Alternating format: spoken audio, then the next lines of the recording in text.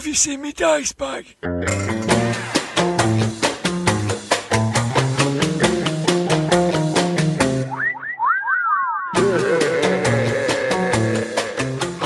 Grognard Files.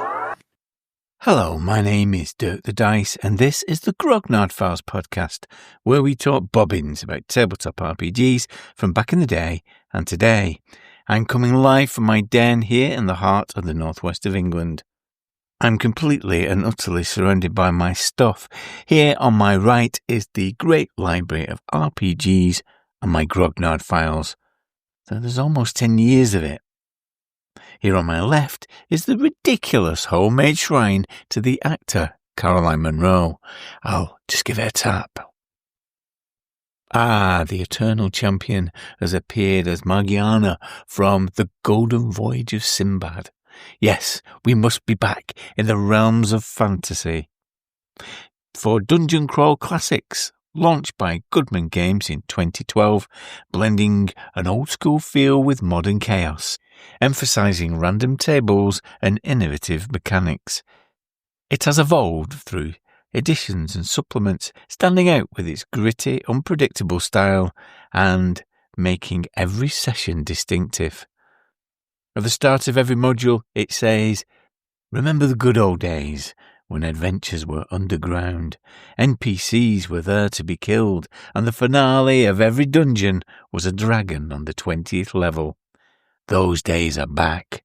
Dungeon Crawl Classics doesn't waste your time with long-winded speeches, weird campaign settings, or NPCs who aren't meant to be killed. Each adventure is 100% good, solid dungeon crawl, with the monsters you know, the traps you fear, and the secret doors you know are there somewhere." Yes, in the room of role-playing rambling, I'm joined by our resident rules lawyer, Judge Blythy, who casts an eye over the rules and mechanical elements that make Dungeon Crawl Classics work. He's a fan. He's an acolyte of the DCC cult. Thanks to the High Priest of the UK contingent of the DCC movement and long-time member of the Grog Squad, Julian Haley, we managed to get a chat with Brendan LaSalle, a DCC GM at large and the designer of X-Crawl Classics, a variant of DCC set in a future dystopia where dungeons are spectator sport. It's a great interview. You're going to enjoy it. Me and Blythy have had some closing time chatter with a confession from Blythy and me moping about my antediluvian complex. GMitis. I'm off GMing, but more of that later. I'll be back at the end, so ramblers, let's get rambling. Judge Blythy's rules! Welcome to the room of role-playing rambling. The light is blistering through the attic, and the little pigeon with the white eyes tapping on the window. Let me in, cuckoo, let me in, cuckoo. I've got Blythy with me. Hello, Blythy. Hello. Judge. Mildly disturbing. Mildly. Mildly, yeah. I remember I'm used to you. I'm used to your behaviour. Cuckoo, let me in, cuckoo. It's lived a long time, that pigeon, hasn't it? It's been there for a long So time. how do pigeons live? How long do pigeons live? Relative to that woman with white eyes. It might be a different one. Yeah, that could be. Might regenerate like a Time Lord. Although the white-eye disease is rife amongst the pigeons of Bolton, which I wouldn't surprise me. No. Whatever that illness is. Blythy, it has been a long time, just Blythy, since I've seen you in your full ermine. Ermine. With your wig. Gavel in hand. Fingering away. Fingering away at the gavel. To pass judgment on yet another game. I know. And this is a game that you play quite a lot, isn't it? Yes, it is. I quite like this game. Yeah, Dungeon Crawl Classic. Yeah. Now, I need to say, my lord, that, as you know, there was a time when I turned my face against Dungeon Crawl Classics. I think so did I. Yeah. I think a few people have that you speak to. I think one of the problems is it's quite a hefty old rule book, and it's full of tables, isn't it? And I suppose you look at it, you can bounce off it a bit, I think. I certainly did, because I remember you gave, was it Eddie, or you gave me a copy of the rules, a bound copy of the rules, and I remember having it and not really being able to, I remember looking at it and thinking, can I be bothered? Yeah. Be bothered with this? People used to enthuse about it. And I think I explained once on this podcast that it was like white noise. People were speaking. Yeah, I wasn't. Yeah. They were speaking, but I wasn't really listening. Yeah. And I don't know why that is, and I don't know what it is about the game, whether it is the rulebook or whether it's the zealotry that people have. Yeah, there's a bit of zealotry, isn't there? I mean, I'm a bit like that now. I remember the cup round. I know what you mean. There is that zealotry. People get very excited.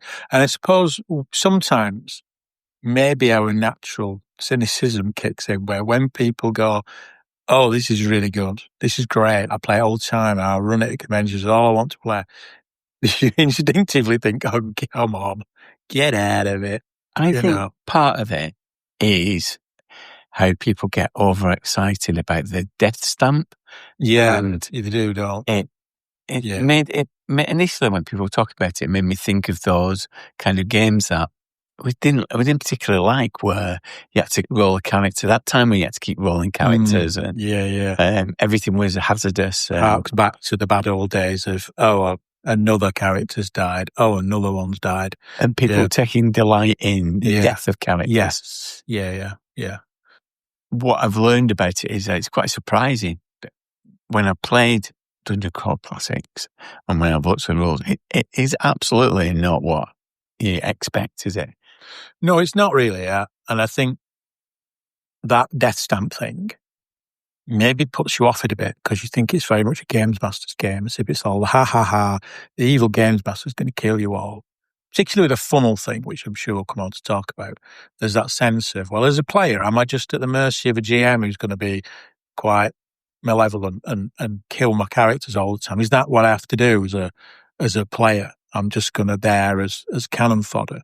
But I think when you play it, I would say it's probably one of the most player-friendly games I've ever played. Yes. Where actually, when you get around to playing it, it is all about creating a really good experience for the players. Yes. That's what's surprising about it when you actually get into it, I think. Yeah. I made that point when speaking to Brendan, that it's a game that loves its players, because it gives you stuff to work with, doesn't it? Yeah. And to create experiences. But on the face of it, I know what you mean. There was that sense of, it's loads of random tables. You're going to die a lot, and the GM's going to have great fun killing you. But what does that leave for me? And I think as well, one thing always stuck in my mind. When I got that rule book years ago that you lent me, I flicked through it, saw all the tables, because there's fumble tables, different fumble tables for different classes, different criticals for different types of monsters. There's all the spell tables, loads of tables, and loads of tables.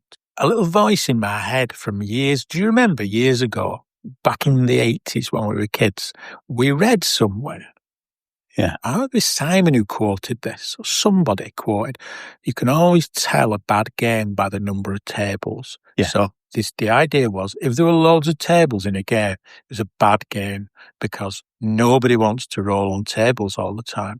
And I think when I first encountered DCC, that was my instinctive reaction, was to think, oh God, I've got these tables. What's wrong with these people? Don't they know that putting loads of tables in a game is a bad thing? But I think what we've found out now is quite a good thing. It's quite a good thing, and it's not just DCC that's done that, is it? There's a number of games that have introduced tables and a random element to it. And I suppose what was the thing with it is, what differentiates it from a bad game with tables is you're not always rolling on tables. No. Tables kick in at certain interesting points to make it interesting. I suspect the person who made that quote was perhaps alluding to games that you're rolling on tables all the time. So you're rolling on a table for every combat round, which of course you don't in DCC. On the face of it, it seems like a very traditional game, like something that we would have played back in the 80s. But in other ways, it's like completely different from anything you play. It's its own thing, isn't it? It's very much its own thing. You can't really categorise it, I wouldn't have thought. Well, it's sort of, I suppose, if you had to describe it, you'd say, well, it's like D&D. because it's built on that. Is the word chassis, isn't it? Yeah. Chassis, the D&D. So it has the armor class, hit dice, hit points. It has all those familiar things: roll a D20, beat their armor class, etc., etc. It has lots of other things in that feel very different. But it's different from, for example, Blackjack or Yeah. OSE. Oh yeah, yeah. Some of those games that go back to the original D&D and say, right, we're going to strip it all down and re-deliver it. It is its own thing. You can see remnants of D&D in it. Yeah. But it produces its own effects. And that's an odd thing about it as well, because one of its marketing strategies is the idea that, because it says, I think all the modules and the rulebooks start with an opening paragraph that says something like, remember the days when dungeons were deadly and this, that and the other. So it sells itself on very much on a nostalgia thing, doesn't it? Ticket of dungeon called classics. Yeah. And it has elements of traditional old school gaming in it. So a lot of the adventures are very old school in that the concept behind is old school. Go in a dungeon, do this, do that, do the other. But you're right. On top of that, it doesn't really feel like it fits in with that OSR thing. No. I know what you mean. It's like, it's not really a stripped back version of D&D. It's more like a kind of, it's D&D on steroids, isn't it, really? Yeah, it's more... It's like a pumped-up version of it, really. Yeah. Perhaps if we get a chance, when we look at the Games Master screen, we'll look at some of those adventures, because I do think that's what makes it stand out.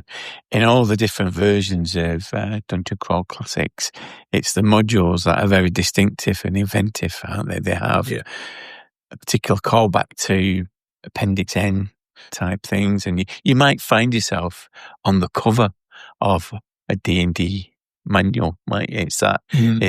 Yeah. It's so embedded within the world of gaming and weird fantasy that it can do that. I always thought as well, when I first read the rules, it does have a feel of somebody, like it's been written by somebody who's taken D&D and house ruled it. Yes. In such a way to try and fix some of the problems that are in D&D. Whereas some of the old school games try and solve the problems by stripping back the complexities. So they look at Advanced Dungeons and Dragons and go, oh, this is a bit of a mess, isn't it? So what they do, they strip it back. And what Dungeon Crawl Classics did is it kind of took that and thought, well, do you know what? Instead of stripping it back, let's just add lots of extra house rules on that make it work. It feels a bit like that. Produces eccentric results, which we might come on to it. But are you a member of the cult, Lee? I probably am, actually. Yeah. Have you got a death stamp? No, I've not got You've not got a death stamp? I've not got a death stamp. So that means maybe I'm initiate, but I'm not quite a lay member of the cult. How many sets of the funny dice have you got? 3. 3. 3 sets. Because the dice are different, aren't they? You get a D5 and a D7 and a D14 and a D24 and a D30, I think, which are the extra pieces. And is that out of awkwardness, or does that lend something to the game? It does lend something to the game because it has the dice chain thing, doesn't it? So what it does, occasionally you think, this is just like, this is silly. This weapon does a D7 damage rather than D8. Well, so what? Come on. Yeah. But I think the funny dice do 2 things, right? 2 things. One, it does have some relevance in the game because you get an action dice, and your action dice can go up and down. So your action dice to do things is a D20, but sometimes it can be bumped to a D24 or a D30. And sometimes it can be reduced to a D16 or a D14 via a penalty rather than a penalty on the roll. You drop on the dice chain. So there is a mechanical reason for it. What's funny about the dice is when I first started playing it, there's just a certain thrill about, we've all got used to the D8s, haven't we? I've got used to a D7. No. Rolling a D7 or a D24 was a bit like I used to feel when I was 12 rolling a D8. And I've played it with people who've never played it before. And I've said that, all right, Like you roll a D7. Oh, the D24. And they go, what? We say, what? What? And you say, oh, D24. D24? What's that? I've never encountered that. You go, oh, it's one of these. It recaptures the magic of rolling funny dice because we've all got used to it, haven't we? Yeah. It's not that funny anymore rolling a D20. D14 is like, oh, look, this is unusual. But it is a way of getting you to sign up to the cult. So. It is a way of getting sent to cult. Yeah. Yeah. What about a T-shirt? Have you got a T-shirt? Yeah. You have got a T-shirt. Two T-shirts, right? So there's hope for you yet because you haven't got could be saved. Because you haven't got a death stamp. I've not got a death stamp. But you know what? Only because I did try buying one and the only ones I could find were quite expensive. But right. I think there are cheaper alternatives. You can get them made, can't you? You could just get someone to make you one, I think. See, what I'm worried about you as a judge is your level of impartiality. There isn't much. There isn't much? No, there isn't much. Let's be honest. I do like it as a game, so I'll be up front about that. Right. I like it. Okay. So I know I have to find something I don't like, don't I? The rules of the format. Yeah. We'll come on to that, maybe. So to remind you, because it has been a while since we've done one of these segments, you need to pick 3 highlights and one duff thing to talk about. Right. And we always end up on the duff one because, we always like to end on a negative. Yeah. Why, defy convention. Yeah. So what's your first highlight? I'm going to cheat a bit here. I'm going to say character classes. Okay. Even though within that there are a few highlights, but I can justify my decision. That's perfect. All right. The rules are here to be bent. Good. Of course they are. Yeah. There are rules. There are rules. Not rules as written. Yeah. Rules. Rulings, not rules. Yeah, exactly. So character classes is your first one. What's your second one? It's the spell tables. Spell tables. Spell tables and magic. The third one? I think it's the funnel. It has to be the funnel, doesn't it? Funnel, which I was very sceptical. Yeah, as was I, Yeah. So we'll come on to that. We'll talk about the duff bit in a bit. So let's come on to character classes. What is it about character classes? I think what it is about character classes, what it does very, very, very well is it makes all the character classes interesting. Yeah. So as you know, whenever I play a D&D style game, I always want to be a magic user. Because it's the most interesting character class, because we talked about this a lot, you can do stuff. And the others always seem a bit boring. So, I don't like clerics. They seem boring. Fighters seem boring. Thieves are all right, but, can't do much. So just remind me, what are the character classes? It depends. The standard character classes are fighter, rogue, cleric, or priest, sometimes called a priest, but it's cleric, wizard, magic user. And then there's elves, dwarves, and halflings. So it does the race as class thing, doesn't it? Yeah. Okay. I think dwarves are essentially a bit like a fighter. Halflings are a bit like a thief. And elves are a bit like a fighter magic use. So they don't differ hugely from the 4 main character classes. Right. So you're suggesting, I put to you, Judge Blythy, you're suggesting the judge after I'm being cross-examined now. Yeah. Well, that's it. I have to because your partiality. No, I've not explained yet. I can explain you. Yeah, but I'm going to. You've already made an assertion that it makes them all interesting. So you're suggesting that clerics are interesting in this game? I am. Quite an achievement. Okay. Yeah. So 10 years on, you were found in DCC. I'd say clerics are far more interesting, better developed. So what makes them interesting in this game? What I think makes them interesting is there is a rule. Each character class. So let's put wizards aside, because I think wizards are interesting anyway, and they use the spell tables, which we'll come on to. But let's talk about fighters, thieves, clerics. Okay.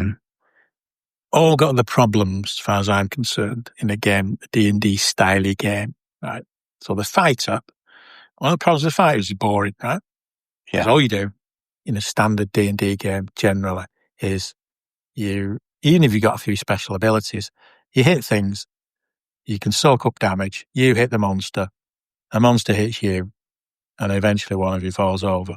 That's being a fighter. It's quite a dull thing being a fighter. I think in early levels of something like 5th edition, it can be interesting. It's a little bit more interesting. Because you've got feats, haven't you, that you have. But they soon become insignificant in the face of spells. Yeah. But what DCC does has a thing called the Mighty Deed dice. So at every level, I think you start at D3, first level, then a D4, then a D2, then D5, 6, so the dice chain thing. And what you can do is when you attack, you roll your Mighty Deed dice and you add that number to your attack roll, and you add it to your damage. So you could just use it to boost your damage, which isn't that interesting. But what you can do is you can do stunts with it. So as a fighter, you can kind of use your imagination a little bit and say anything from, well, I'm going to try and disarm them, I'm going to try and knock them over, trip them up, or anything through using your imagination about what environment you're in. There's a barroom brawl, you're going to throw some beer in the face, or you're going to knock them into the fireplace, all sorts of things you can do. And what you do, you roll your attack. You roll your Mighty Deed dice when you attack. And if the deed dice is 3 or more, you achieve the stunt. Yeah. So it gives fighters this kind of ability to be imaginative as a fighter. You be imaginative, can't you? And go, I'm in this environment. It's a fight in a tavern. It's a fight in a temple. It's a fight, wherever it is. I'm going to think about that environment and I'm going to try and do some stunts to make this fight more interesting. And what it does is it makes fights spectacular, but not necessarily overly violent. Yeah. Now, what I mean by that is I've talked recently on all of Rex's gaming vexes about fights and hit points and damage. And I do think in games we've got like a novelty bias. So if you ask somebody, a player or DTM, to describe violence, and it becomes kind of anatomical quite quickly, doesn't it? Yeah. You start having to describe how you've punctured a lung and Yeah. all the descriptions sound like critical tables. Don't they? Because you've got this kind of you never have like mouth chafing. Grisney. But you're right, in DCC, you can have spectacular combat, but you can turn somebody upside down in a barrel, can't you? So the legs. Yeah, that's it. Knock them into a barrel, they can't get out. Yeah. I'm going to do that. And I roll my D die. We get a 3. You've got to hit. So you've got to hit them. But if you hit them and the D dice is a 3 or more, you've achieved your stunt. Yeah. I just think that's quite imaginative. Yes. Yeah, and you get that swashbuckling feel of something that's exciting and thrilling, but not necessarily. Yeah, because in those kind of games, you always get that problem of fights, from a fighter's perspective, are very, very mechanical in that you roll to hit. And when people start saying in a game of All Skill Essentials or something like that, oh, well, can I do this? Can I do that? It always becomes problematic because people go, oh, well, I don't know. Maybe you can. Maybe do me a dex roll. Although, is that too easy? Am I just making it too easy? Whereas in DCC, there is a mechanic for you that says, I want to pick up the kobold and chuck him at the others. Yeah. Right. Well, Mighty Deed dice. Yeah. So that's the fight has made interesting. Thieves are interesting because they use luck in a different way. So again, one of the problems in all these kind of D&D games, when you play Thief, one of the criticisms is always they're a bit crap. And when you have your moment where you want to hide in the shadows or climb a wall or pick a lock, you fail, right? Yeah. Or in DCC, thieves have a luck dice. So DCC uses a luck mechanic where you can spend points of luck to augment your roll. So if you got your luck 10, you miss a roll by 1, you can spend a point of luck to do it, that kind of thing. But what thieves do is when they spend a point of luck, they roll dice and add the dice. So I think a first level thief, it might be a D3 or a D4, then it goes up. So a fifth level thief might be a D8. And when you spend a point of luck, you roll the dice and add the total of the dice to your luck roll. So it means they're quite powerful in terms of being able to manipulate their abilities. So even when you fail that hiding shadows, you can spend luck. And instead of spending a point, you might roll a D6 and get 5 points of luck to add to the roll. So you can fail by quite a bit. And as a thief, succeed because you're a thief and you're supposed to be lucky and live on your wits. Played X-Pro Classics with Brendan as GM at Expo, and I played a rogue and thief, halfling thief. It's the first time in all these years I've played a thief and really felt I was like, could be the star of the game for a little bit. Climb the wall, hide in the shadows, use my luck when I failed to achieve things. Yeah. And it felt like the game, like we said earlier, it's on the side of the players. Yes. And I said to Brendan in the game at one point, I think I went exploring the dungeon on my own, climbing along the ceiling. Yeah. And when I failed, I did a few luck rolls and managed to do it. And I said to him, I'm sorry, I said, am I ruining this by scouting ahead like this and using my luck to keep going? And he went, no, he said, that's what you do. That's your job as a thief. That's what you should be doing. Yeah. That's the whole thing with that rule about the luck. And I thought, oh, yeah, that is it, So you need, there's a bit of that is a permissive GM that allows that to happen, but also the rules. The rules give you a chance to because loads of times we've all played thieves in D&D, and it's like, right, disarm the trap. Okay, 40% chance of disarming the trap. Oh, I've blown it.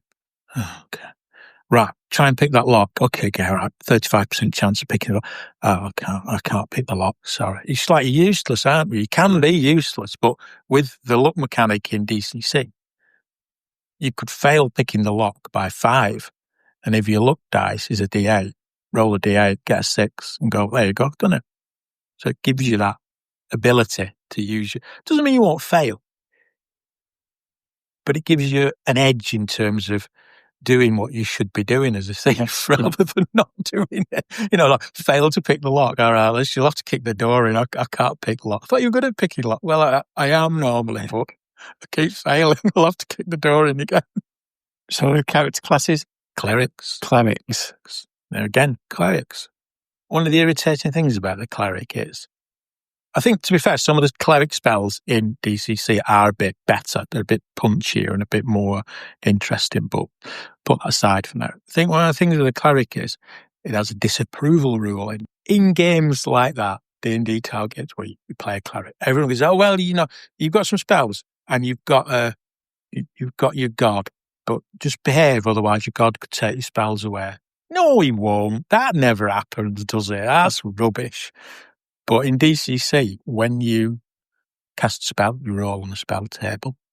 If you fail, your disapproval rating goes up. Every time you try and cast a spell, if the gods don't grant it, the gods are getting increasingly irritated with you for asking favours. Yeah. And then eventually, if your disapproval rating goes too high and you roll too low, you end up losing your abilities for a bit or be punished in some way by the gods. And I think that's good because you're a priest. What it does, it brings the whole idea that you are communing with some kind of higher being into the game on a constant basis, doesn't it? Yeah. I'm rolling to cast these spells. Every time I fail, I've not just failed, I've actually annoyed the gods for keep asking for favours, and that could backfire on me at some point. It feels much more like a Stormbringer character as well. Because it dispenses with alignment. You've not got good and evil. You just got lawful. And you got lawful, neutral, and chaos. Yeah, again, they're not necessarily evil. Yeah, chaos isn't evil. It's just, and it's very clear about that, actually, isn't it? That, a chaotic character is, you can be chaotic and bad. You can be lawful and bad. But, it doesn't necessarily follow that you're good or evil. Yeah. Just because you're one alignment. Yeah. So it does feel very more Cockian in that sense. It does, and I think that's possibly that's a good point, that, because maybe that's why the clerics in DCC appeal, because they do feel like agents of law and chaos. Yeah, and I think at certain points they are described in that way. So it does feel like Moorcock and a Melnibonian kind of thing. Yeah, and maybe that's why it appeals more, because it possibly makes more sense. I don't know. Yeah. Am I right in thinking that you could do things like getting an imp to come and intervene, can't you? You can have a patron. Yeah, you can have like patrons and things like that. And wizards can have patrons who can come and help you and things like that. But they can get annoyed about it. Yeah. But I just think it does interesting things with all character classes.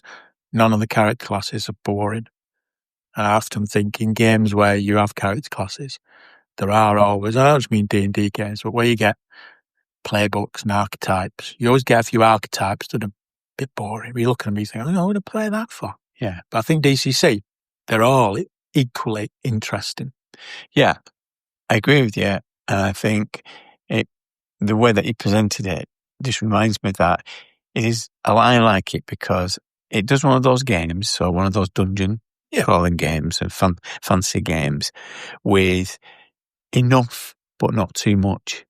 So there's a lot going on, but not too much going on. So it's all you can handle it. You can handle it as a player and as a GM. Yeah, it can send you into some crazy places, but it's not anything that you can't deal with. Yeah, I'd agree. Yeah. It's not that complicated, but it still generates interesting. It might generate complicated situations, which are quite good fun, but the mechanics are not complicated. Yeah. What's up next? Spell tables. Spell tables. It's a kind of obvious choice. That's why it's kind of famous for it, isn't it? It is. But I find the element of it a bit unwieldy.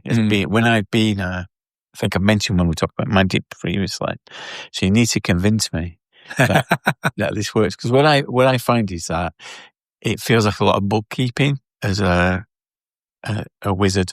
Magic user, you've got to have your spell book. You've got to have a copy of the rules. Yeah. And some of the descriptions of the rules, some of the description of the spell, so the headline, may not actually describe what the effects are, because it'll depend on how you roll, how that effect actually comes into play. Yeah, I think, that's true. I would say it's the most complicated character class in that when you cast a spell. I mean, clerics are the same, but I suppose it's just a little bit different with a cleric. But the spells, when you cast a spell, there's a table. You roll a d20 and you add your level and you add your intelligence bonus or whatever, and it gives you a result. And if you roll a 1, natural ones are like fumbles, bad things happen. And I think you get 12 or more, you get effects. And how high you roll gives you a better effect. So if you cast a fireball and you roll 12, it might just be a d6 damage. If you roll a 20, it might be 3 or 4 d6. If you end up rolling a 26 or 27 because you've got extra bonuses, then, you're going to get 10d6 damage, that kind of thing. So it's not just mechanical though, is it? So the description of the effect actually accelerates, doesn't it? Yes, it'll give you like quite a detailed description of what happens. And I think with some spells you can pick, but it's only ones where it specifies.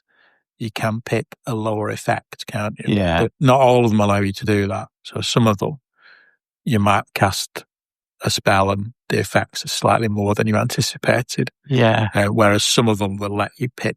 I think that rope one you had, it does allow you to pick a lower effect. If you want something else, you can look at the lower effects and pick one of them instead. And I think just to explain that rope spell, depending on where you landed on the table, it has a completely different manifestation of what it would do. Yeah.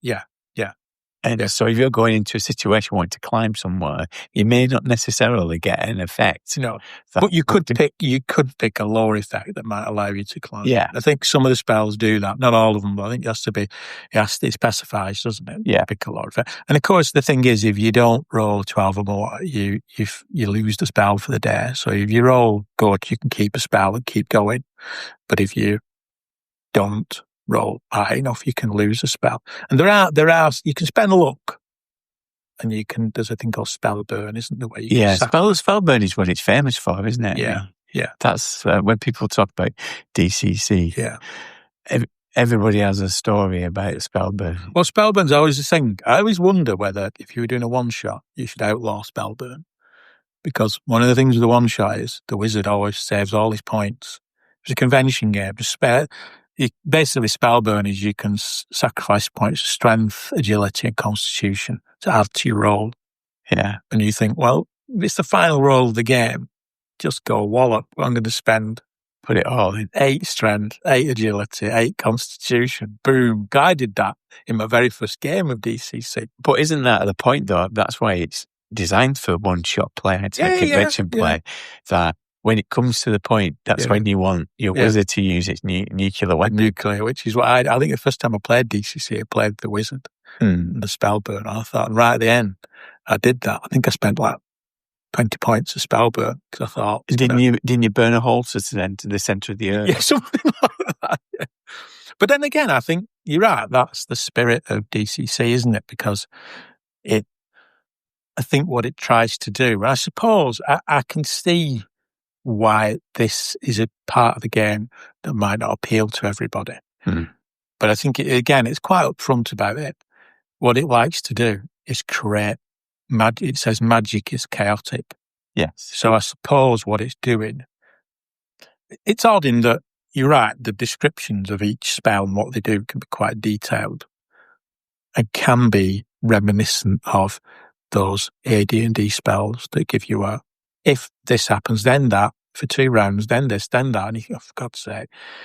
But I suppose where it differs is, it's almost saying, this magical thing you're messing with is quite dangerous and Volatile. is volatile and things can go wrong and stuff can happen that might not be a bad thing. And that's kind of exemplified in the mercurial magic rules, isn't it? So it has a table of mercurial magic where every time you get a spell, you roll on a table and it covers potential side effects. Yeah. So, there's things like when you cast the spell, your skin becomes transparent for 2 hours. Or there's one, I think, where you can change gender, or one where rats will come out of your sleeve. A horde of rats appears coming out of your sleeves and your trousers when you cast a spell.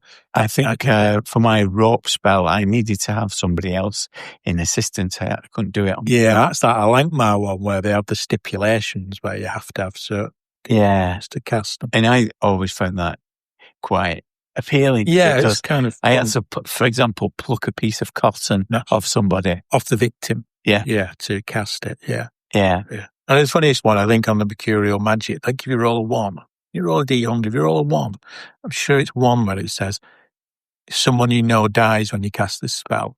It's very funny. It's really funny. As you think, what the player characters think. Yeah. Oh, cast that? How'd you work out who dies when you cast the spell? Yeah. But I think it's the spirit of the game, and I can see why some people might not like that.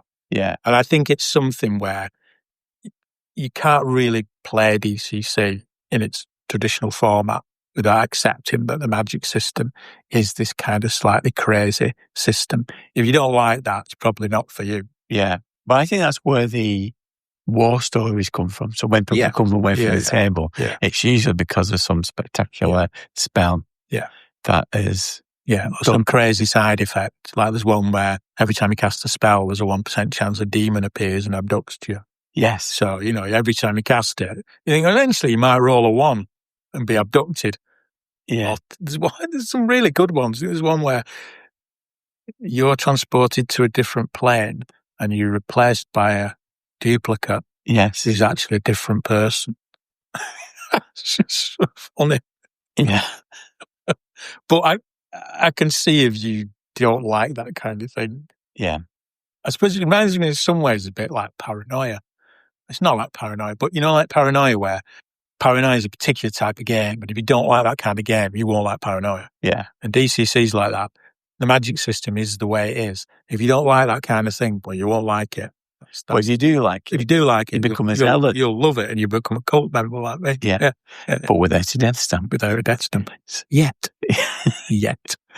Okay. And the third thing is the funnel. The third thing is the funnel, isn't it? Yeah, this is the thing that created white noise in my head when people talked about it. Well, I agree. I think I agree. I was the same. There was a bit, and like I said earlier, I think it was the thing of, I don't like this idea. So I play like 4 or 5 characters and, they just cannon fodder. They just get killed, do they? Oh, right. Oh, that's no fun for me, is it? They just get killed. Why would I care?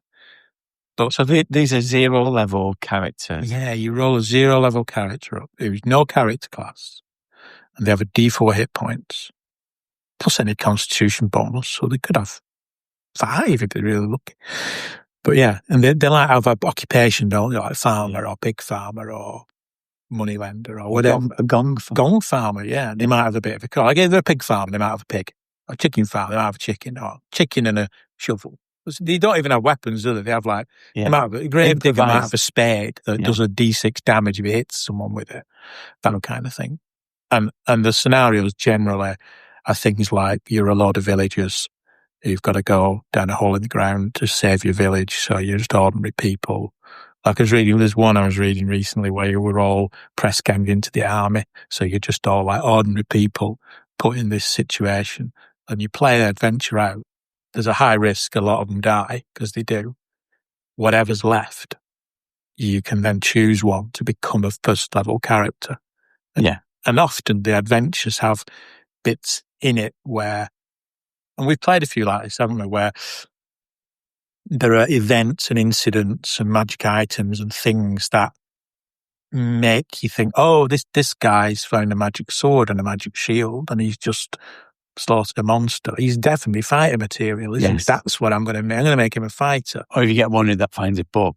Yeah, that kind of thing. Oh, well, they're going to be a magic user. Yeah. And it's, I suppose what it is a lot of games have like life path creation things, don't they? RuneQuest does, Traveller does. There's quite a few that do that. I suppose what DCC does is it plays out the life path thing, doesn't it? Yeah. So you play it out through a funnel, and by the end of it, if they're still alive, you then have a sense of, oh, well, they're going to become this or that.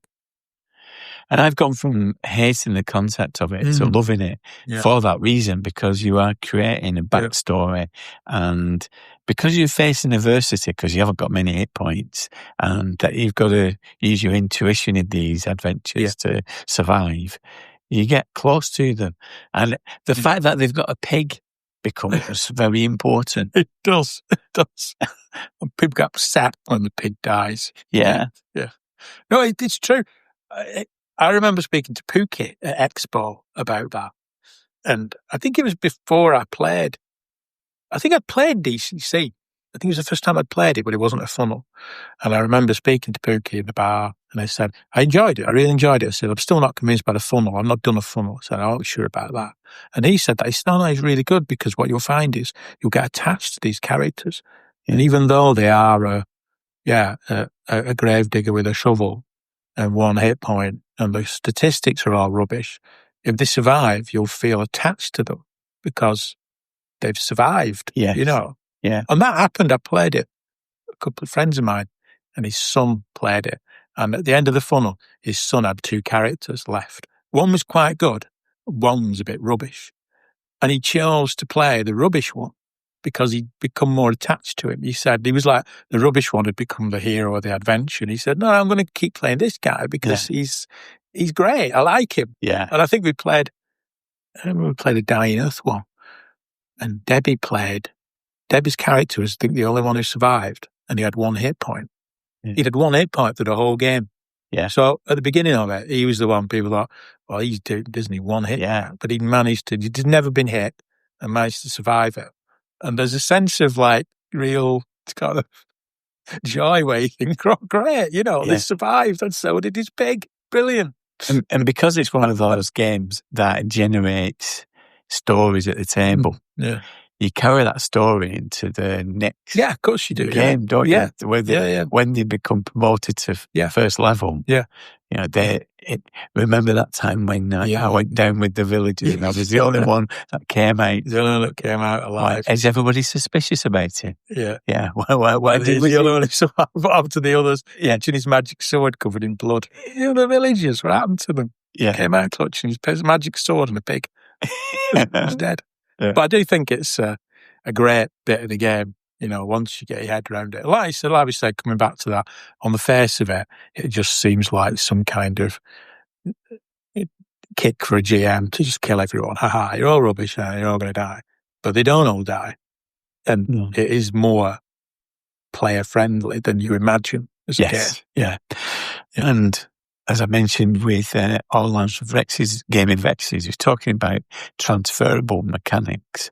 You feel like this is something that you could transfer into other games to have a set of under-resourced, low-level characters. Put them into a situation.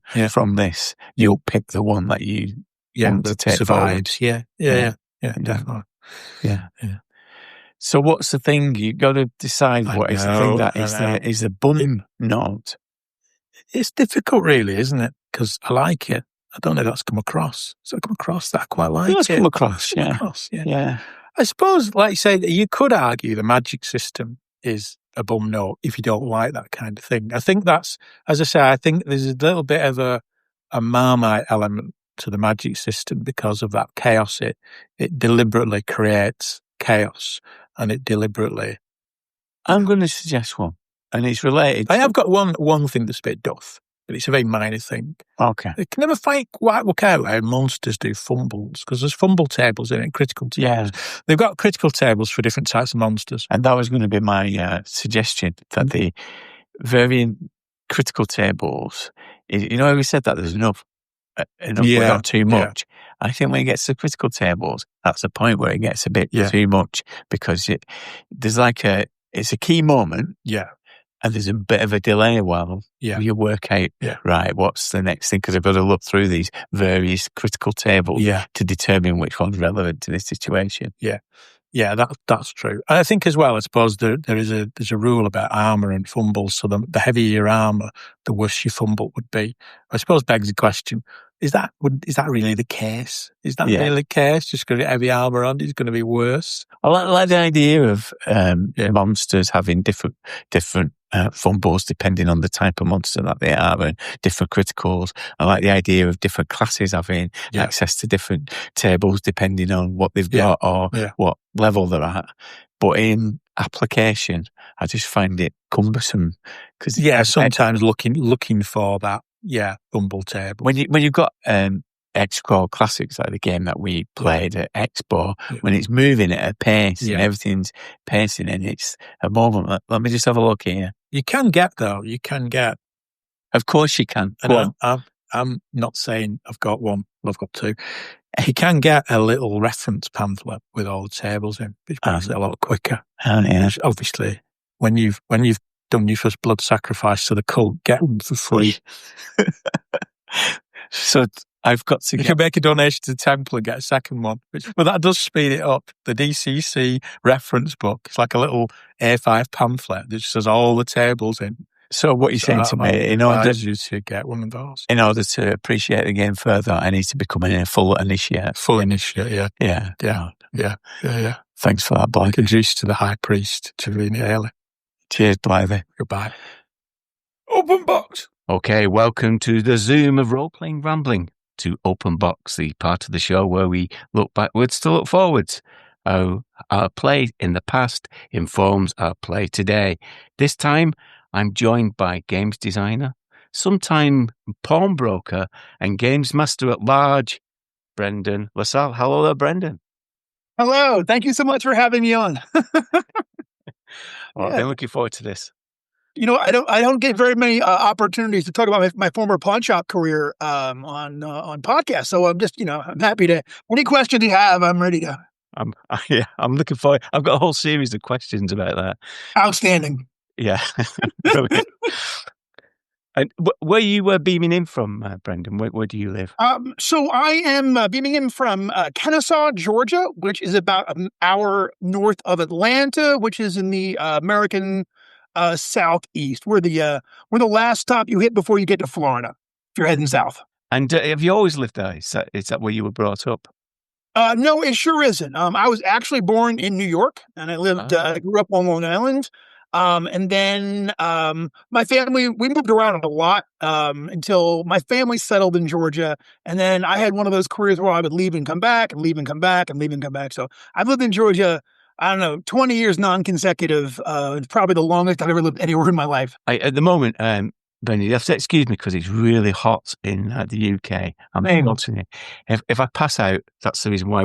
Us Northern Europeans can't cope with the heat. You've recently been to the UK, haven't you? You've been GMing over here.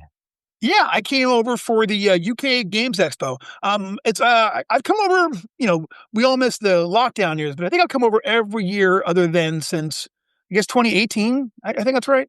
Yeah, I love the Expo. It's such a fantastic show. I always have a wonderful time there. I get the sense that you are always playing. Is that the case? Like running games? Yeah, absolutely. My whole, when I come and do a convention, I really try to do as many shows, as many events, as many games I can possibly, cram in, without, giving myself making myself collapse or anything like that. especially the expo where I only get over, what I mean? I don't get over to that part of the world very often. So I try to run absolutely as many games as I can. Are you always on the move then? Is that part of Yeah, that's a big part of what I do for Goodman Games. Yeah, I do a lot of conventions, a lot of convention appearances, but I also do a lot of trade shows where we go and I wrote very, I spend a lot of my time running demos for real retailers and working like that. So yeah, I'm on the road a lot. I'm on the road a lot. Like I think this year, I think I'm doing like 25 weekends, or weeks, depending on where I'm at. Which my is, goodness. I know, right? Yeah. You're the Springsteen of GMs. You know? I'll tell everyone you see. I do, although I'll tell you what, as one of nature's dungeon masters / GMs, I definitely was born to run. So Yeah. On your travels, do you see different play styles? Do people play differently in different locations? that's interesting. No, I wouldn't say that there is like a regional play style. I would say there are some age related play styles. There's a way that there's a couple of the conventions that I do that skew particularly young, and you see a much, different play style. Although I wonder if we weren't to go back and look at ourselves at that age, it wouldn't be the same, wild and outlandish and absolutely, banking on the rule of cool to keep us alive, Yeah, absolutely. And just talk about your origins. So you came from New York. Is that where you started to play back in the day? Yeah, I surely did. Oh, well, actually, no, that's not true. I was living in New York, but in 1977, my family and I took a trip to California to visit with some friends of theirs who were on sabbatical over in California for a year. Their son, who was about my age, had just like started playing Dungeons and Dragons. So when I got there, he's like, "You got to play this game with me. You're going to love this." So it was an absolutely brilliant introduction to it, but it was also two 7-year-olds trying to make sense out of the Blue Holmes edition rules. So, as you can imagine, we didn't go by the book very much. We had a fantastic time, and I walked away with the spell of that game like wrapped around my head. And it was just I got the bug. I got the bug at a very early age. Yeah, and have you continued playing? I've never gone more than about 6 months without playing, and I was looking for a group that whole time. You know what I mean? Like it was never. I never took a big gap off from role playing. I changed systems many times, and had different phases where I did things. When I went off to college, I didn't have a lot of room in my stuff, so I brought the only game that took only one book, which was Villains and Vigilantes. So I pretty much like my freshman and sophomore year, that was the only thing I really ran at all was V&V. So, so it's interesting. There's a whole group of people who attended Loyola and whose first role playing game was V&V with me. So, which is funny to think about.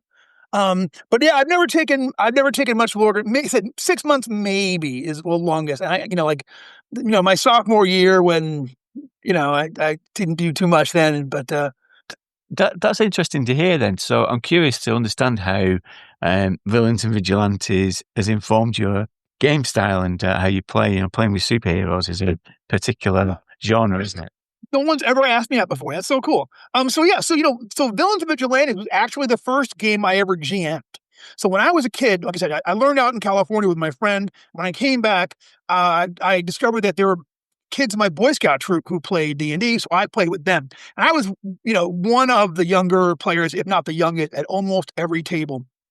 So I was never a GM. I would show up with my character and I'd play. But I discovered we went to Waterloo Hobbies one day and we saw Villains and Vigilantes, and it was like, let me get this straight. There's a role-playing game where we can play superheroes. I was like, I was going to lose my mind. That was actually the first game I ever ran. So I taught myself enough of it to run it. And looking back now, there were some things I didn't understand, so I just glossed over and did them like they did in Dungeons and Dragons. Kind of a lot of things, actually. But I'll tell you what, it really did make me think of the game as like infinitely customizable and very much a kit bashing kind of a thing. There are several rules and powers that you can get in Villains and Vigilantes that are like mutant power, where you can have a discussion with your GM of a power that you want an individual weird superpower that you would like your character to have. So, I remember somebody at my table had a bag that had infinite space inside. They could like pull pool cues out of and things like that. You know what I mean? Like that kind of thing. So I think I've always sort of like, I don't know, I both think of ways to make existing systems really customize existing systems very hard. And I also, I don't know, I kind of like, when you do superhero battles, they are gloriously unpredictable. With larger than life action, people get punched over buildings, and turned in glass or whatever in the middle of the fight. So I definitely, I don't know, maybe that was the beginning of my kind of love of the spectacular set piece style of battle, which is definitely part of my modern design, style. Yeah, definitely. And I think with those type of games, you had the level of competence that some as a player, which you didn't necessarily get. And I think some of the OSR stuff kind of leans into the thing that, you might be dead at the roll of a dice, but Yeah, with having competent characters, you've got a chance to play the game, haven't you? Very true. Yeah, very true. Yeah, I hadn't thought about that, but certainly killed my share of OSR characters. So the Villains Vigilantes was really like, you really didn't get killed very much in V and V, but you definitely had to be on your toes because you never knew what you were up against. There was no, going around the corner. Oh, here's a troll. We know to use fire or acid. Instead, it's like, oh, here's a guy in a helmet with a cape. What can he do? So yeah. So our podcast has been about rediscovering vintage games in our, middle-aged years. And I've always resisted Dungeon Crawl Classics, but everybody said I'd love it. And for some reason, and I don't know what I put it down to, I think it's because if people are into DCC, they're zealots for it, aren't they? They get converted and there's a lot, yeah. want you to play. So I think me being a contrarian instantly starts to turn against it. Just that, No, I get it. I get it. But and the other thing is that people say it's OSR, but having played it now, it's not OSR at all, is it? It's its own thing, isn't it? It is, yeah. We get lumped in with OSR games because we definitely have an old school look and feel and sensibility. But the true OSR games all go back to one version of Dungeons and Dragons and do a version of that rule set cleaned up and house ruled and changed up. It's usually very specific. DCC has way too many novel rules and systems for it to truly be considered OSR. I mean, we have old school art. We definitely have an old school aesthetic, but if you have to put a label on Dungeon Crawl Classics, I always say it's weird fantasy. There'll be people who are listening to this who haven't played, so give the pitch for DCC and what makes it distinctive. I feel like Dungeon Crawl Classics creates much more of a roller coaster experience at the table. It's higher highs and lower lows like throughout.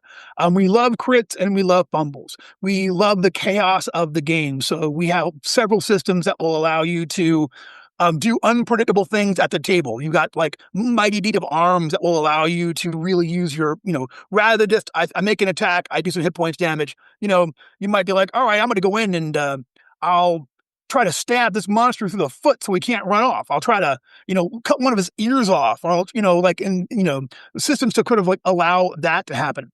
Magic is very chaotic in Dungeon Crawl Classic. So the part of the DCC ethos is that, magic is this uncontrollable force that like mortals can learn to wield it, but never to actually master it. It's unmasterable by its very nature. So we have a die roll that goes along with casting spells, and you can cast a spell that has an average amount of power. You can fail, you can fumble a spell and lose control of the energies and, have a misfire or gain a corruption that your wizard then has forever. But we also have the ability to roll, roll high, do well, and go above and beyond and have the absolutely game-changing spell results that you couldn't have predicted, but, if it hadn't come up on the dice.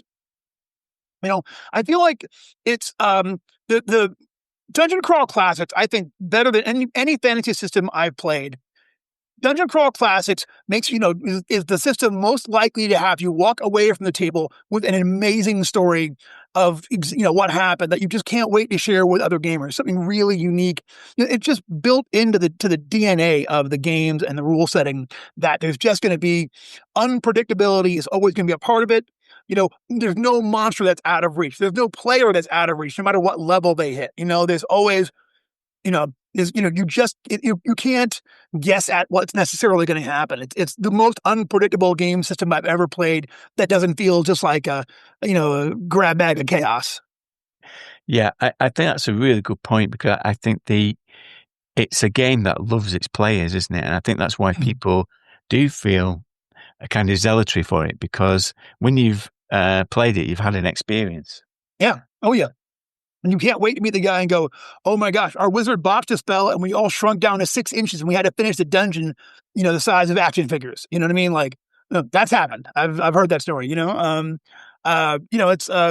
it is amazing like that. I also think that part of the thing about DCC is, and this is just from doing it for a long time, my theory is that Dungeon Crawl Classics, the rule set, it self-selects for the best players.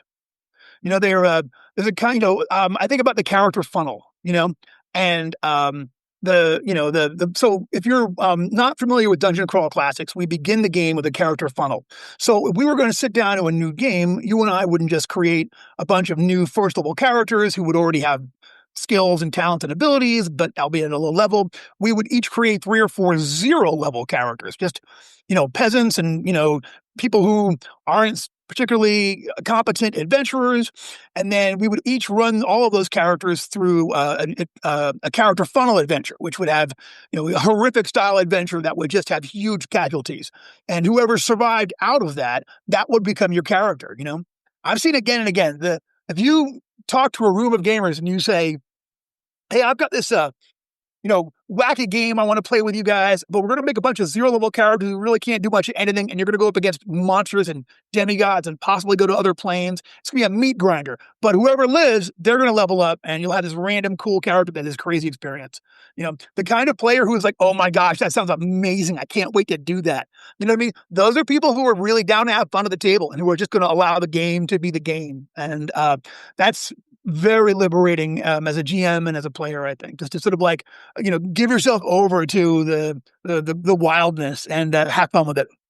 Yeah, I definitely think that funnel does that, because, as I say, I entered into my first game as a bit of a skeptic, and it was the funnel that actually did it for me, because what you're actually seeing is you're creating a backstory, aren't you? And oh yeah, even if you're trying to stop yourself, you fall in love with the 4 characters that you've got, and they've all got characters, and there's like an emergent story and an emergent. Once you get to that first level, you feel like you know these characters.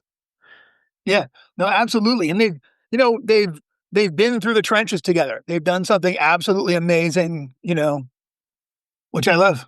Yeah, it's good to see it at the table. I mean, I have got a question about, how much delight do you take in using a death stamp? That's one of the listeners asked. I love it. And I love getting a picture of the table afterwards with all of these character sheets with like 3 or 4 stamps on them each. Like, that's just like, that was a day. You know what I mean? Like a whole lot of red on the table. That's a good day right there, Yeah. The other thing that strikes me about DCC is the inventiveness of the scenarios, the adventures that have been produced for it. And it really lends from Appendix N, and it's like self-referential, and there's a few bit of that, yeah. Callbacks to jokes within the hobby. Oh yeah, absolutely. Oh, it's the best. I've designed for Pathfinder, I've designed for Dungeons and Dragons and for Call of Cthulhu, and DCC is absolutely the most fun system to design in, I mean, one of the key principles of it is that monsters just break the rules. They don't advance and do things at the same level as the characters. They have their own different set of abilities. So you can be, you can kind of infuse your monsters with a lot of personality and a lot of unique things without thinking, well, how does this fit into one of the extant monster templates? You know what I mean? That from a design standpoint, that makes it fantastic. And then the designing a funnel is an addiction. You know what I mean? Like when you set up a bunch of characters and you're like, all right, I need a monster, you know what I mean? Like, to a 0 level character, a dire wolf may as well be, owlbear or, Godzilla, for God's sakes, because it's just, you know what I mean? That's your chances. So it lets you sort of throw a lot of design principles out the window. So you can have zero level adventures where your characters meet demons or dragons or go to other planes of existences, throw them in situations that they're absolutely not ready for yet. And then, just watch them have to get clever and lucky and brave in order to get through it. That's a compelling story to me that I want to watch again and again and again. And high level design is just the same. You really can, the world that is created by the parameters of the rule system is really interesting to me. One where magic is always wild, where gods get angry with their clerics and they, are dealing with them directly and will, punish them for things that the clerics themselves don't even understand, because you're dealing with these, infinite beings who exist on an entirely different plane than yourselves. I love that from a design standpoint. It's never stops being a lot of fun. And you can get it in different flavors. And we have been playing a campaign of in Lankmar, using the Lankmar system. Yeah. The way that you pitched it, it sounds like it's meant for like one-shot play and, conventions really suit it. But also, what we found with Lankmar is that there's lots of elements to build a campaign, isn't there? So there's a lot of downtime activity that you can build up as well. Absolutely, yeah. Lankmar especially, but frankly, I feel the same way about regular Dungeon Crawl Classics as well. I run multiple long campaigns that are a lot of fun. They get weird. They get much weirder than your average D&D campaign, and you can't, by the end of it, everyone's a mutant. Everyone's owes a god a favor, has an enemy of a patron or something like that. You know what I mean? People have had these, experiences and found these items that have just changed them forever. But I think what I think it does is it does short style play particularly well because of the nature of the rules. You have a much better chance of having a really interesting arc over a 4-hour convention, session, say, for example, but I think campaign play, I mean, I've run multiple. We have the Blades Gets Bandwidth campaign we ran for our streaming show. You can watch all that on YouTube with my old bad microphone. Sorry, folks. But like, that's I mean, as far as the campaign goes, that was really interesting. They went to some places, I really, but I think it does. I think it's very good for short-term play. And, it's the kind of thing where you can have these brilliant outcomes that feel like the end of a novel at a 4-hour session. Yeah, and some of the scenarios for Lankmar are really, as I said, really inventive, really good ideas within the good. And as I said, there's different settings. We've also played in Dying Earth. Oh, nice. Yeah, so that's been good. So how important is it? Because Goodman Games has really let into the Appendix N. Yes, it doesn't. Yeah, that is a big part of our aesthetic, is going through, taking the best bits of what is there to glean from all of the Appendix N works and authors, and then running it through our own personal strange filters and creating cool adventures out of that. I'm still, I don't know. I feel like the Lankmar books really were what D&D looked like to me. So to me, DCC feels more like I always hoped Dungeons and Dragons would as a player. You know what I mean? I don't know. It feels more like, actually running, actually playing through these worlds that were created by Appendix N authors. Yeah, and I think it really helps you to lean into the idea of Lankmar being a den of iniquity, and weirdness and strangeness, and it really the rule set really helps to support that.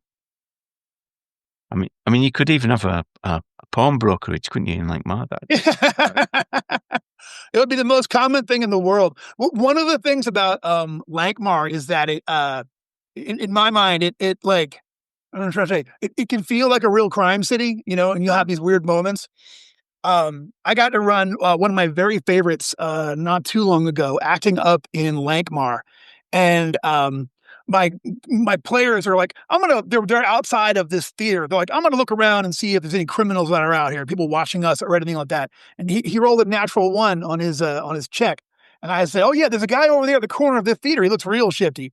And the guy walks up and he's like, hey, so what are you doing here? And the guy's like, all right. And he opens up his coat and he has all of these, he's a scalper. He has all of these tickets to the theater that night. He's like, I got mezzanine, I got balcony, I got this. And it was like, this is the kind of thing it would never occur to me to do in a standard fantasy thing. But like, absolutely, there would be ticket scalpers, like just working it in Lankmar, But when you have that level, like the haves and the have-nots, oh man, the have-nots would be doing anything they could to get a little bit of that have money, And talk about a universe with the haves and have-nots. Let's talk about X-Crawl and X-Crawl Classic. I got a game with our mutual friend Jules Haley at X-Crawl. Jules! Yeah. Oh boy. Hello, Jules. Hello, Sue. And it was a crazy game, but it really introduced the setting for us. So just again, just give us a pitch for X-Crawl. Sure. So, X-Crawl is as if your standard fantasy world has grown up, evolved, and become our modern media-saturated world. It's definitely a two-tiered society, and now the wealthy and the elite have created a contest called X-Crawl, which is recreating the dungeon experiences of old by having DJs, dungeon judges, make artificial dungeons in arena settings that teams of adventurers go through as a competitive death sport. So it's got all of the elements that you would expect from regular dungeon, crawl. You've got to deal with monsters and traps and treasures and find secret doors and clues and puzzles and riddles and all that. But it's all kind of has a flavor of like a lethal game show. And part of it is working the crowd and becoming famous and, crossing over and, getting your face on a cereal box or whatever it happens to be, Yeah. Yeah. And it's really good at creating that sense because you get a sense of the world beyond the spectacle through sponsorship deals that you strike up. Yeah. So I think we were some winter clothes manufacturers. I can't remember the name of them, but yeah. Nice. I'll probably lose some points for not knowing the name of our sponsor.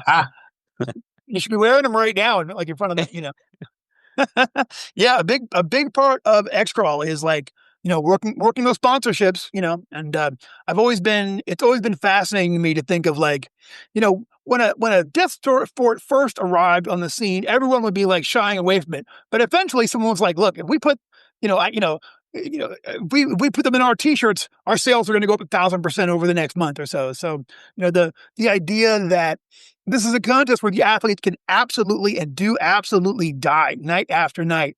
And yet still we're going to use it to sell car insurance and washing powder and whatnot. So pretty grim.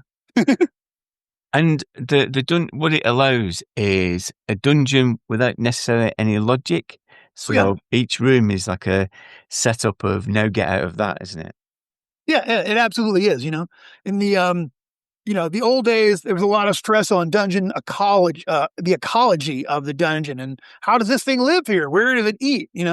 And DCC or X-Crawl is really based on my play style, and that's the first thing I love to abandon is that kind of thing. You know what I mean? And so when you come across a bunch of laser penguins who are all on scooters in a room, why are they there? Some producer thought it would be a good idea. He pitched it. They made it work on paper. They did some rehearsals. It worked. And now you got to fight laser penguins, or whatever it happens to be, So, So, I mean, to me, that's a big part of it where you can create as a designer, you can create these kind of like grand strategic challenges that would make no sense to encounter in the real, any kind of a dungeon setting, One of the earliest X-Crawl dungeons, it has got a water elemental that's just full of piranha, which I just could, you know what I mean? Like I was like, well, of course you would do that. You know what I mean? If you could, how do we spice this elemental up? It's very boring. You know what I'm saying? So yeah.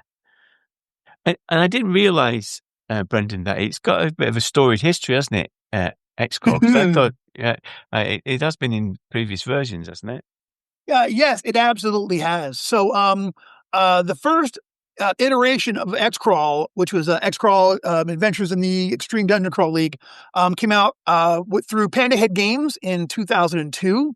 And then once they got out of the D20 publishing business, eventually it got after a few years of me just driving, going around every convention where I could and playing as many games in front of as many people as I could. I eventually it moved on and got licensed by Goodman Games.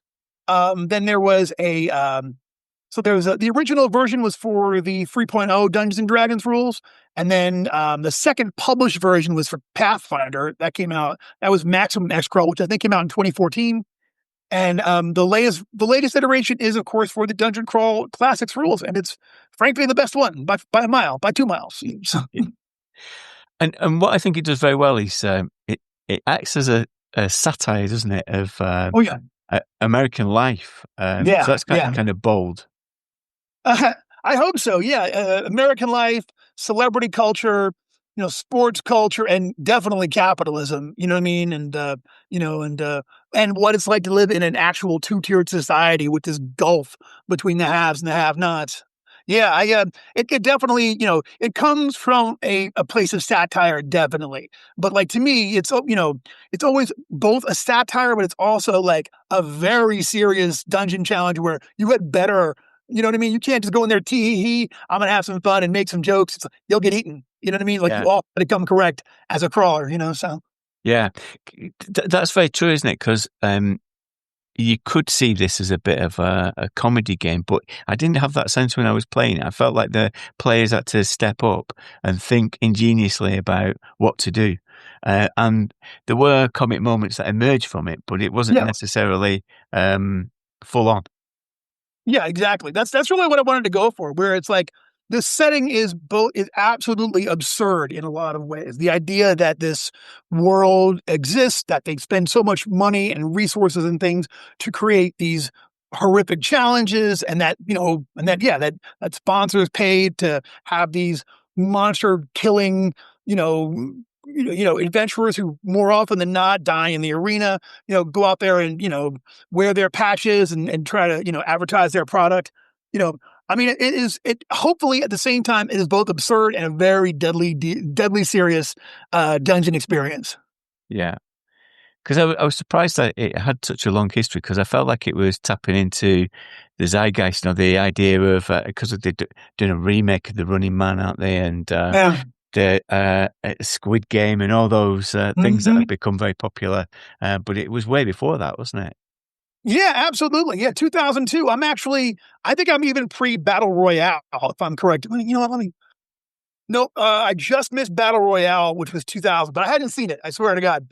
No, the big for me, the big influences for me. There was the book The Running Man, and then the movie The Running Man 2. But also there was a couple of specific episodes. There's that one episode of Star Trek, Bread and Circuses, where they have to fight on the televised, arena. That's a direct thing. The video game Smash TV was a direct influence. The idea of these guys are running around and, smashing up other people and winning microwave bonuses. The absurdity of that. The Gladiators show, which, we had, you had Gladiators, we had American Gladiators. That was a huge primary influence.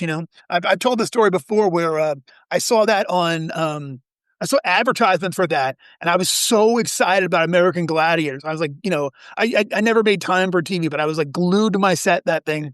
And after 10 minutes, I realized this was just like a for fun sporting competition that looked like a gladiator. Like no one was really going to get beaten up. I really, in my childish brain, I thought, oh, we're going to see some. It wasn't even like that. So I had to make my own. Yeah. And it's definitely a play style, isn't it? Because it does lend itself to the spectacular and those V&V adventures that you had. All set pieces, Yeah, absolutely. And we're about to run a mass participation game, a season of gladiator combats, like a Roman gladiator. What do you think it is about that kind of setting that lends itself to role-playing games?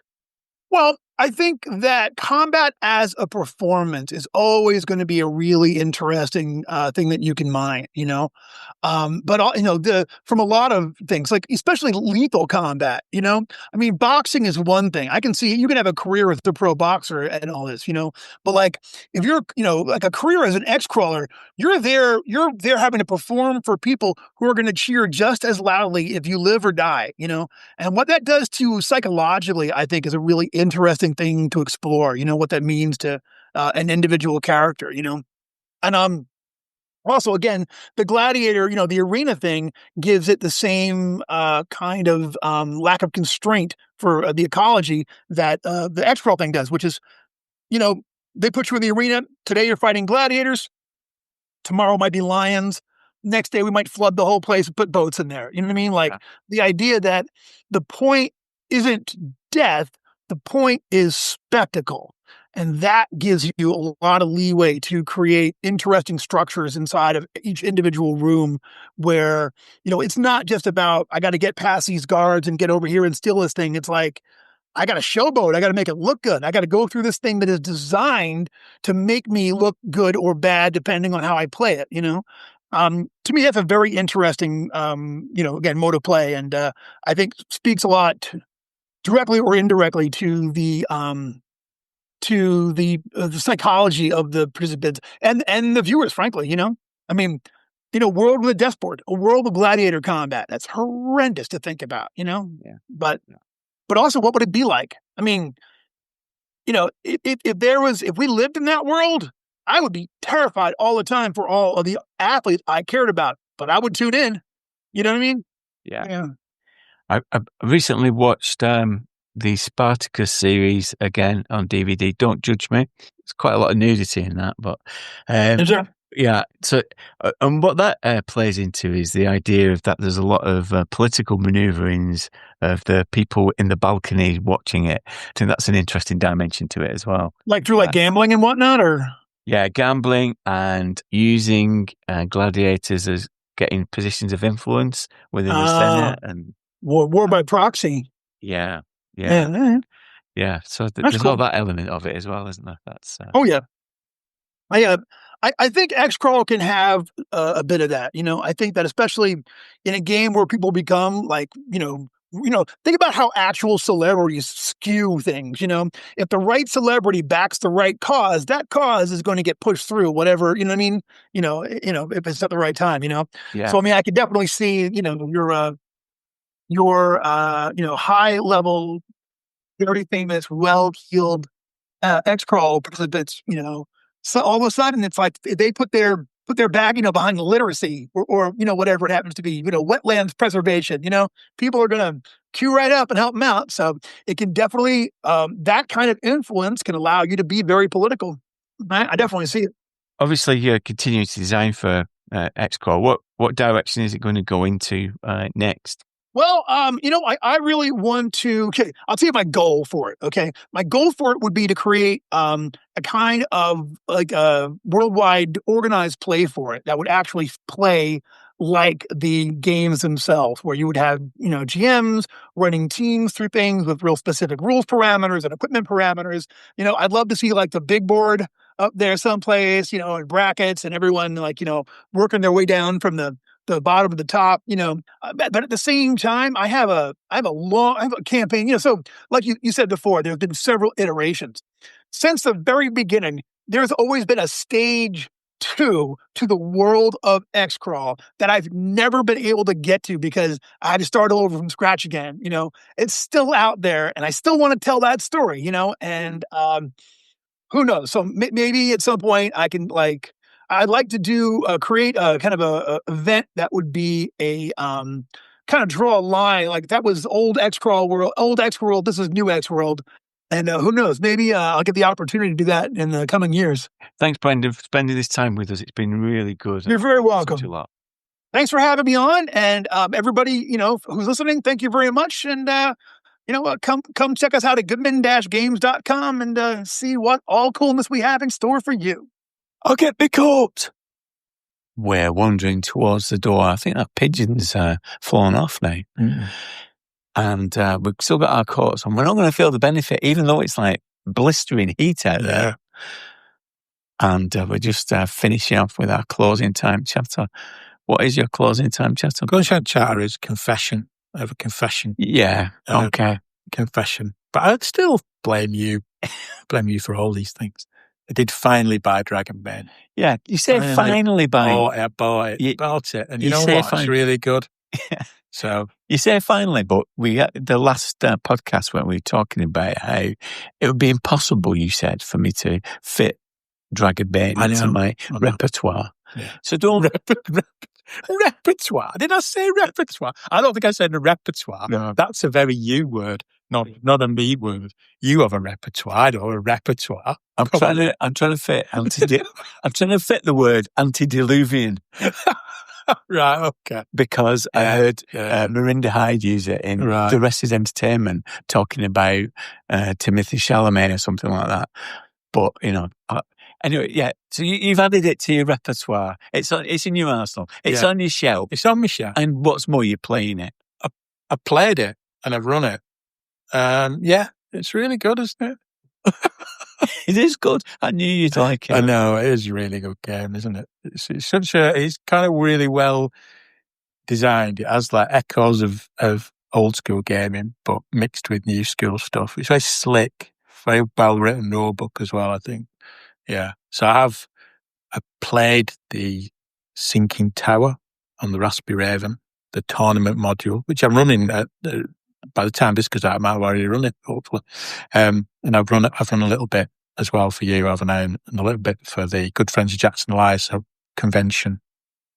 A weekend with the Good Friends of Jackson. I ran some there. So I've run quite a bit of it because I got quite excited about it. And it is a nice game, very nice game.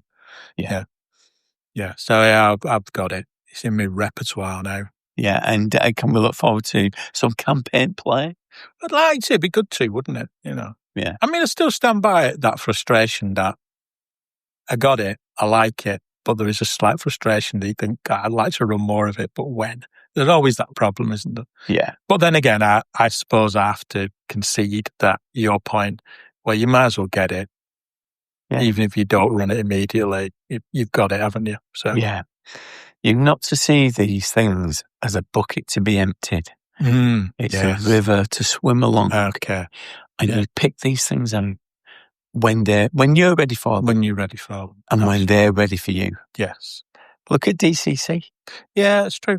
It's true, isn't it? It was hanging around. It was hanging around in the background for a long, long time, wasn't it? And then, suddenly you kind of tune into it, think, oh, this is very good. Yeah, it's what I need right now. My closing time chapter. I want to finish on a downer, but I'm still in the throes of GMitis. GMitis, yeah. It's very unlike you, this. Yeah. Well, my kind of thing. Yeah. I'm not in the space to run games. Yeah. Help me, Blythy. What is this? What's it down to? I don't know. It's always difficult to resolve, isn't it? I've been there, but I think it is just the old adage, shouldn't it, get up back on the horse? It's the only way you can really do it. Yeah. And hope that when you do, I suppose I've always been lucky that when I've had a bit of GMitis, I've got back on the horse and the games I've run have been okay. And I've thought, oh, it's okay. That was just a bit of a blip. It's all right. I sometimes worry if I got back on the horse and fell off again immediately. What point would I think, oh no? Yeah. And the way that it's manifested is I'm really enjoying playing them. I'm in a number of different games and I'm probably playing more now than I ever done. Maybe that's it, that some of the space that was occupied when I would probably be doing some, I don't want to call it preparation, but sometimes just getting my brain round, right, what am I running next? It's been taken up by playing. That might account for some of it. Some of it is because I've been doing different things and doing other things. But I'm finding that I'm not getting the same pleasure out of running games. And I just don't have the motivation to put myself forward. Because you're going mad for it, to use an Oasis term. Mad for it. And you put anything that comes up at the moment, you're signing up for. I've run quite a bit, yeah. I'm running quite a bit at the moment, yeah. I suppose, though, that does come from buying Dragonbane, and I bought mythic Bastion Land at Expo as well, didn't I? And I suppose I took the view, well, I've got these games, let's try and get them run. Let's run some. Let's put some forward and run it now rather than let it sit on my shelf. I suppose the opposite to what you just said about being in the river. I've decided to empty the bucket. Is that right? And let it reach their metaphors. Yeah, so I suppose I've done that. I don't know whether I just accept that. I'll just have a break for a bit. But I'm going to, the counterintuitive thing of not jumping back into it, getting back on, to have a break for a bit and then get back into it in September when it's out there. I think as well, sometimes it is about good and bad experiences. I recently had some quite good, positive GMing experience. So the game at Expo I ran was good. The game I ran for good friends at the Good Friends convention, the Dragon Paint game was good. I enjoyed running it, and I think you enjoy running things. You think, oh, this is okay. I like doing this. I'll do some more. But it's not necessarily a bad game, is it? I think if it's just a game you're uncertain of or something that you don't think runs quite as well as you thought, it can leave you feeling a little bit deflated and a little bit, that's what's happened to me. I've run a couple of games where I thought, not that it went badly necessarily. No. But it's that effort to pleasure ratio. I thought it required a lot of doing to do this. And yet when I've finished it out, I ended up feeling a bit dissatisfied. Yeah, I think, when you run games, they go one of three ways. So they'll either run like you imagined, and you think, all right, that ran how I imagined it would run. And you never imagine it going badly because you think, well, I wouldn't be running it if I thought it would be rubbish. So that's that. Or they surprise you and go better than you thought. So, they're a bit above par where you think, I thought that'd be okay, but it was actually really good. Or you get the third option, which is it's not as good as you think. It's not bad. It's not a disaster, but it's just not quite as good. It's not quite as good as I thought it would be. Didn't run quite as well as I thought it would run.